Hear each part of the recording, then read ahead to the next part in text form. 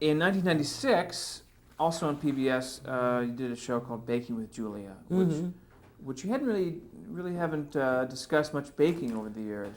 So Well, we've done a little bit, but we found that every time we did a baking,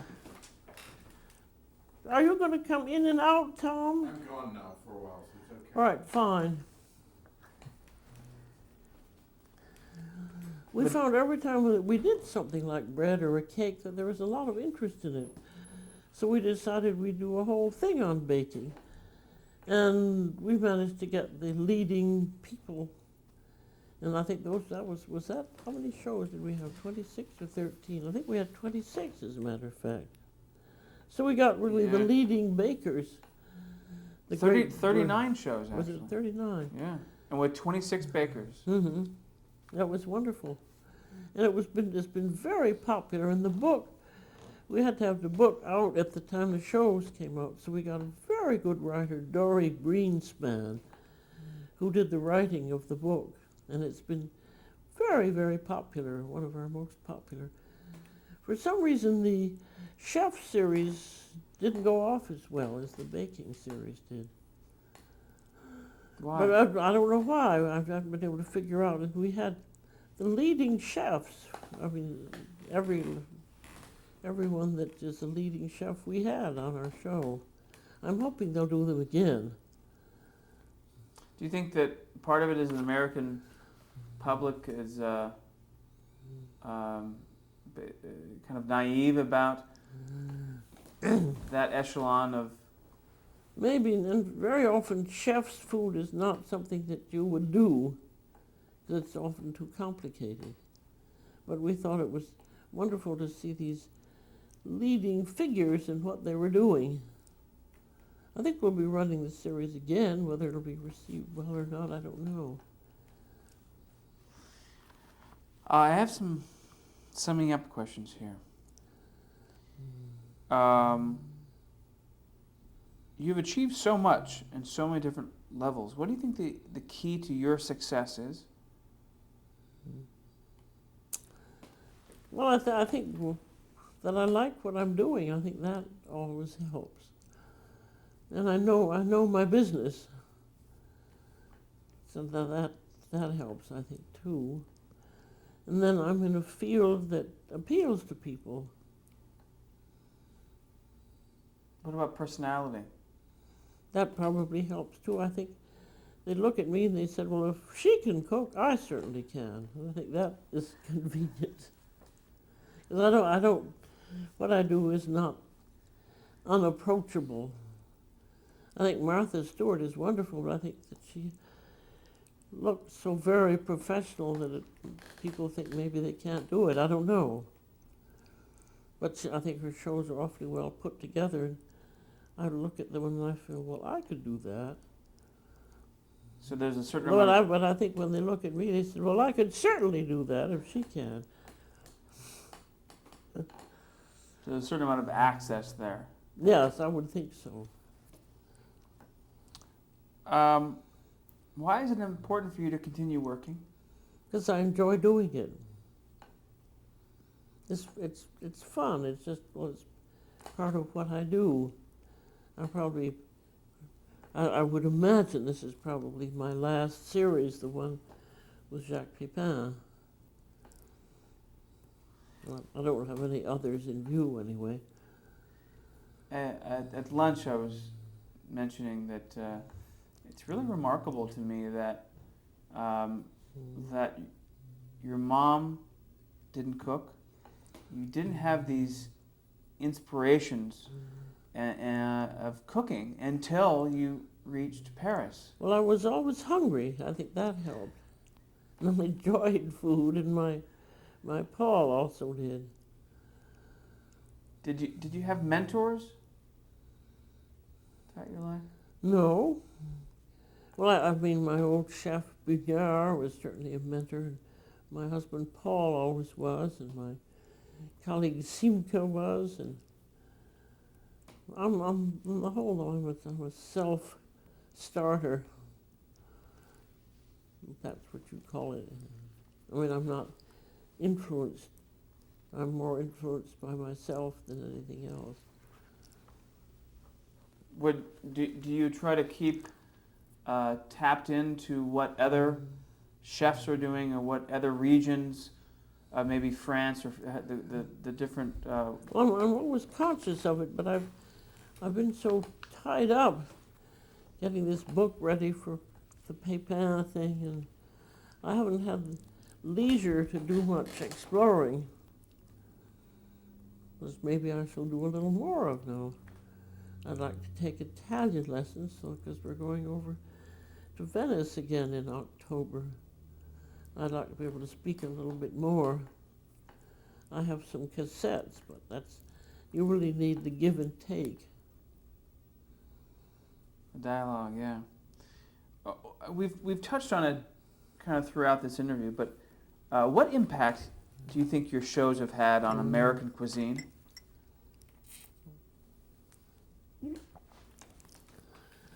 Well, I think it's opened up the pleasures of cooking and the pleasures of food.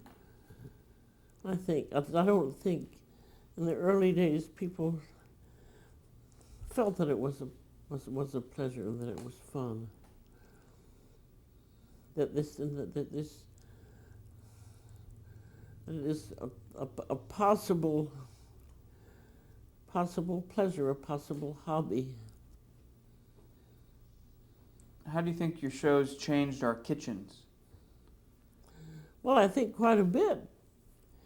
Well, we like the oval egg poacher, and I certainly popularized the food processor and the blowtorch and fright knives and other things like that.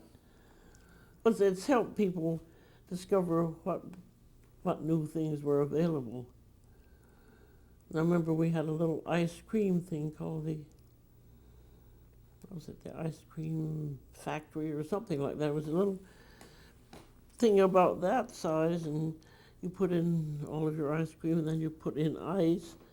You plugged it in, and it only cost about $18. So it wasn't one of those $300 Italian things. Well, I would tell you, I love cooking, but I don't have a blowtorch in my kitchen. Well, you can get along without it, but it's more fun with it. Have you, just over the years, experienced any gender barriers? No, I never have. Well, I'm not in the competitive position. I think the culinary your culinary occupation of the field is getting more crowded and more competitive. But I'm very lucky in having been the first, so that I don't really have any feeling of great competition. But how does it feel to have been the first and look at now an entire network that has 24 hours of cooking? Well, I think it's very nice, and I don't have to pay any attention to it at all. I think it's wonderful. I just hope it does well. And I'm interested in people to keep up the standards of good cooking. When you talk about, in quotes, creative cooking, some of it is just dreadful, in which they're just doing something to get some publicity, but they're not doing it to make beautiful food that tastes good. It's just, they want to make something that will get awards and get noticed. But I'm interested in, that's one reason I like French cooking, because it's very careful cooking, la cuisine soignée, very careful cooking. I think that's what I like, of attention to detail and quality and exactly how it's done. I hate when you just throw something on the grill and half of it's burned and half of it's raw and it looks awful. I don't like that. I mean, I don't like food like that. I like it very carefully done. Is any other country in the world as precise as French cooking? I think probably Japanese is. I don't know it that well. Did you ever have interest in exploring other kinds of? Chinese. We were in China during the war. I just loved that food. That's my second favorite. I could eat nothing but that the rest of my life. Peking style I like. What kind of you were talking about what you don't like to see. What kind of advice would you give someone today that wants to produce their own show? For television, I think learn thoroughly the business so that they know exactly what they're doing. And then the thing is, if you can get sponsorship and money, you can produce really anything. It has to be somewhat good, but it doesn't have to be marvelous if you could get the money. But I would hope that it would be something fascinating and good and useful. But I think this is a money situation. What do you think is the key for a cook when preparing any meal? The one single key, or But two? That's what I call a very media question. It is. The one, the worst, the best, the funniest. Well, I think among, and I like the question, we'll say among some of the attitudes is, of course, of knowing what you're doing and feeling really comfortable with what you're doing and doing it as well and as carefully as possible. What about timing? Well, it depends on your situation. If you're in a restaurant, you have to do it fast. If you're at home, of course, if you have people coming to get dinner, you have to get it on the table in time. Well, it's a matter of knowing your business, I think. Because I always struggle with making sure if I'm cooking, I got my vegetables, I got my main dish, I got some rice, whatever, making sure that everything is hot and everything is done at the same time so I can give it to my guests. And that's a constant struggle. Well, there are a lot of things you can do ahead. One reason anytime we can entertain in the kitchen is when I like it the best, because I think having to bring it into the dining room, it makes it much more difficult. Don't you? Because then everything has to be timed properly. Well, if you do it in the kitchen, you have much more leeway. Right. If I were redesigning this house, I don't know if I'd have a dining room at all. I would just have the kitchen. I think so many people now have it so that you have a kitchen dining room or a kitchen living room. So you always cook, you're always there. That's good advice.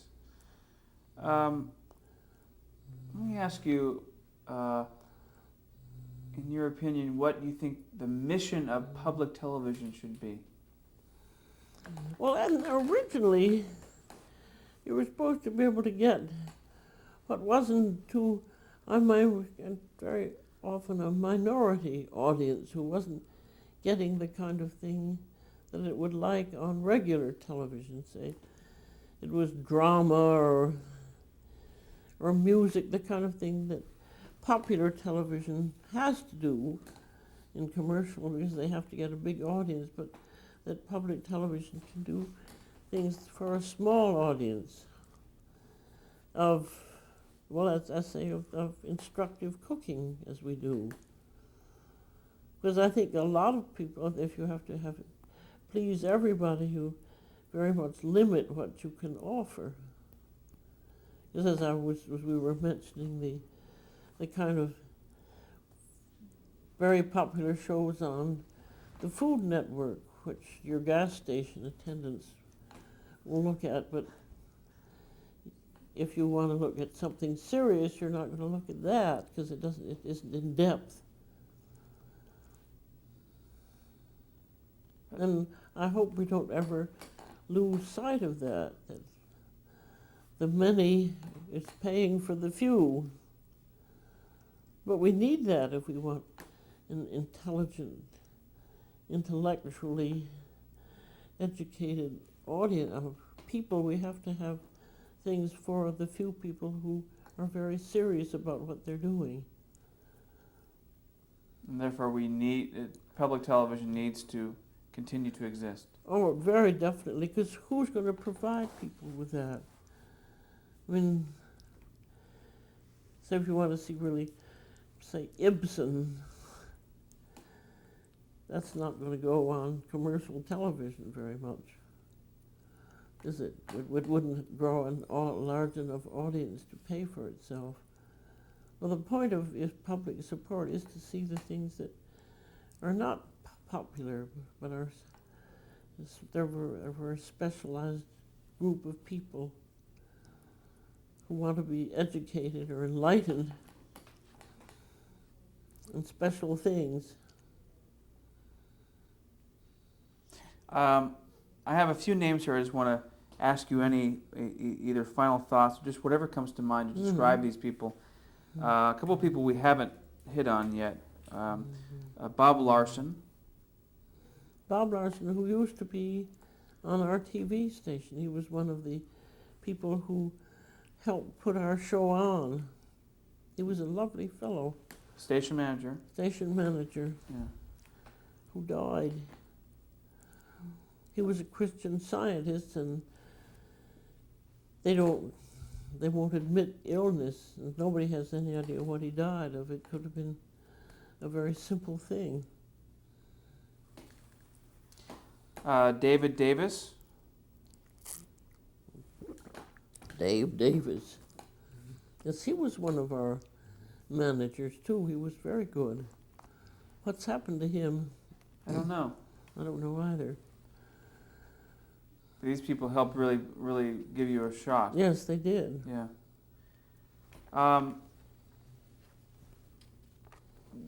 What talents did Ruth Lockwood bring?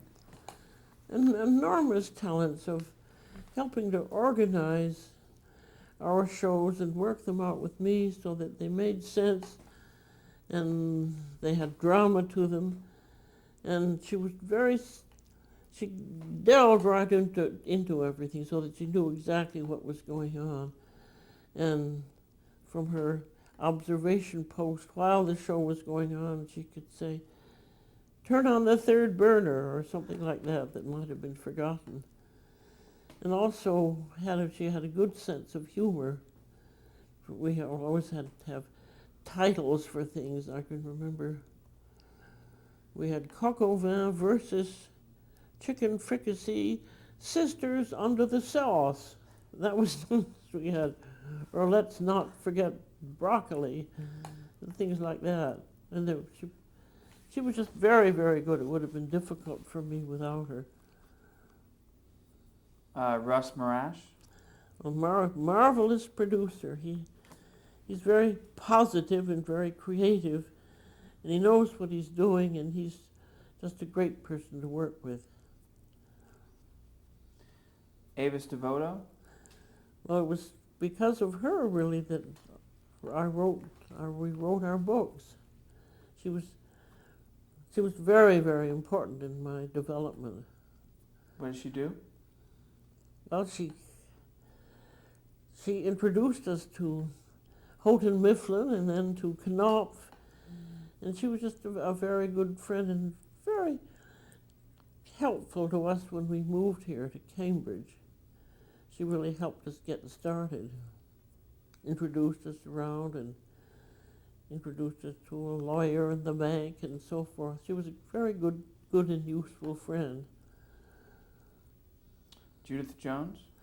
My editor, marvelous editor. I think, well, she's I think an ideal editor. She really reads every word of the work, and has a wonderful overall view, and also is very good for detail. I've just been very, very fortunate to be with someone like her. Well, I've been very fortunate to sit down with you and talk about your life and career. Thank you very much. Well, I've enjoyed it, Michael. I thank you. Thank you. Rolling. I just wanted to show a little bit of your kitchen here, Yeah. which was used on a couple shows that you shot here at the house, right? We did our last one, the Jacques Pepin, right here. we took out this table and had a counter. So there was really plenty of room. We had 3 cameras in here and worked out beautifully. Tell me about the pans. It's Well, kind of these copper ones are all when we went over to France in Paris. That was back in the early 50s. These are wonderful, heavy, feel like copper. That's very heavy. wow. But that really, it's a beautiful pan. But your problem now with these, this is tin and it melts and you have to have it re-tinned, which is hard to do. Now they can get them with stainless steel, but it costs a fortune. Why is copper so great? Well, it holds and spreads the heat. It has to be thick enough to do it. But Paul arranged all these. See, when you take it off, you can see where it's to go. Why is the order important? Well, just because we wanted it to be attractive. And he has a very good eye, so he said, don't you put anything up. So we laid it all down on the floor first and then put it up. And then drew all the shapes. But I don't use it a great deal because I don't want to use it up because I can't get it re-tinned.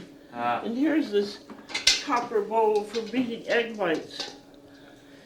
Is that like the one that you used? That's the very one that I used for the TV in the beginning. You must have been pretty. But because I'm tall, I have everything 38 inches high, which is just right for me. So I have all kinds of things, as you can see. And then you have an oven here. And this wonderful restaurant stove, I had that. We got that when we came back. Or when we bought our house in Washington. I bought it in 45, so it's almost 50 years old. It's just as good now as it ever was. They're wonderful stoves. That cost $420, I remember. And now it'd be worth a lot more. Now, when you were doing the television shows, you had 3 cameras in here. And we took out this part here, and they put it back in so the 3 would fit in. So we could get close-ups all the time. I haven't seen any of the shows yet. I trust they're good. Do you have that knife you were telling me about, that big A knife? fright knife. Yes, the fright knife.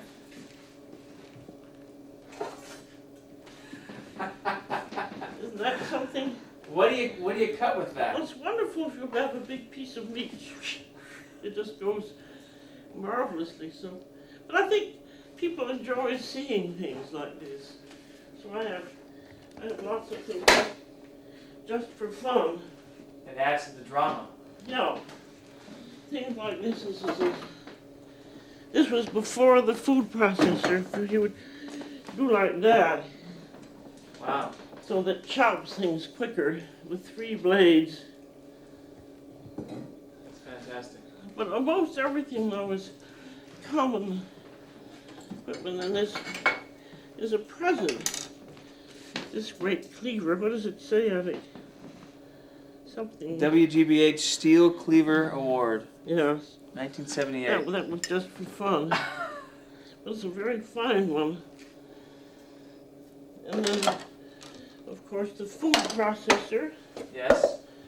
That I think that was a terribly important kitchen equipment. I think that and the egg beater, of course, which is Right there. there's a heavy duty one. That's a beautiful one. Well, these are wonderful. If you're going to get one, this is about $50 more than the other big one, but it's twice as heavy.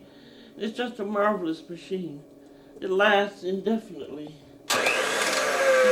It's wonderfully designed because you have your equipment that revolves as well as going all around the bowl so that it gets everything in motion at once. So it's perfect for beating egg whites, but you have to watch it because it goes so fast, you can overbeat. Try to get this on. Well, this is just a wonderful machine. Well, for some reason, It has a great look to it, too. and what it goes up like that. As you can see that revolving as well as going around the bowl so that everything is in motion. Wow. It's perfectly designed. And that will last you for your lifetime. How important is it to have sharp knives and quality? Well, if you don't have sharp knives, you're going to cut yourself probably. It's really So it's very, very important. And I never use anything but a steel. There's that, and this one has diamond dust on it. It works very well for Wow. sharpening. Well, it's terribly important to have good knives. You can't cook without them.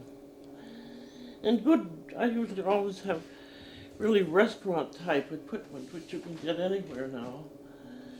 Big spoons and good sharp knives and heavy pots and pans. So over here, as you can see, I'm a frying pan freak. I have hundreds of. Some people collect shoes, you collect frying pans.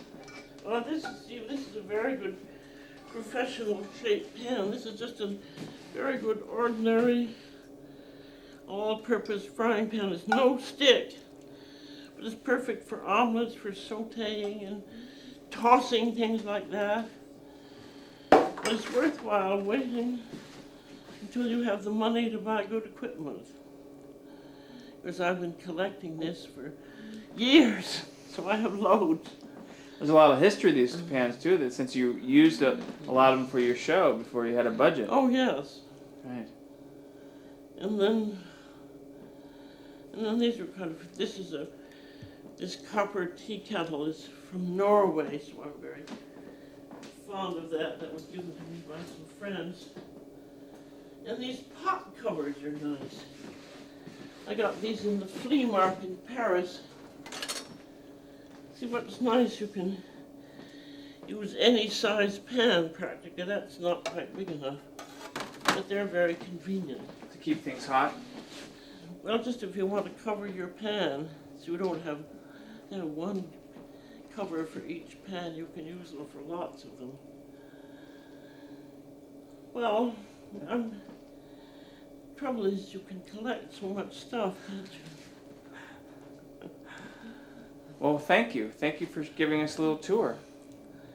Well, it's a good kitchen. You can do anything in it. It is a good kitchen. Yep. It's a good size. Okay. Mm-hmm.